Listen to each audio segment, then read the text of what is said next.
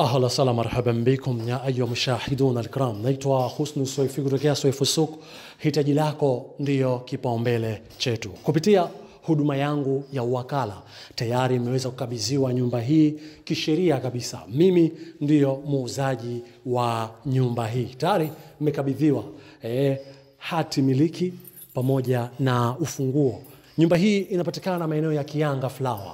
Kutoka barabara kuu mpaka hapa ni kilomita 1 kasoro. Umeelewa vizuri mpaka hapo. Hii nyumba ina vyumba 4, master 2, kumbi 2, dining, jiko pamoja na choo cha public. Umeelewa vizuri. So nitakuonesha mandhari ya nyumba hii kwa mazingira ya nje kupitia picha za drone ili uweze kuelewa kwamba mtaa uko namna gani, njia zimepangiliwa vipi.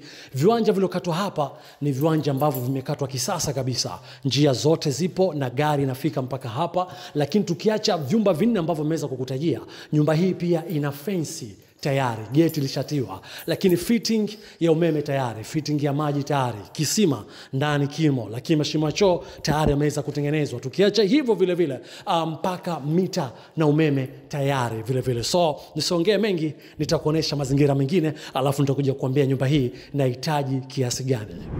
Nyumba hii ninahitaji kiasi cha shilingi milioni 80 za Kitanzania. Mazungumzo yapo. Piga hesabu, kiwanja shilingi milioni 15, kujenga boma shilingi milioni 25, bati shilingi milioni 10. Umeelewa vizuri? Lakini ukuta fence unasimama shilingi milioni 10 mpaka shilingi milioni 8.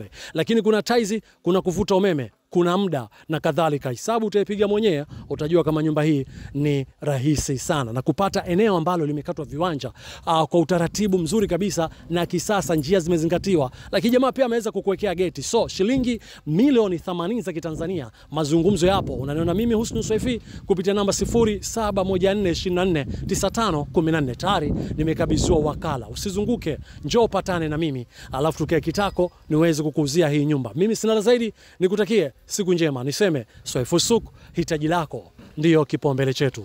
Bye bye.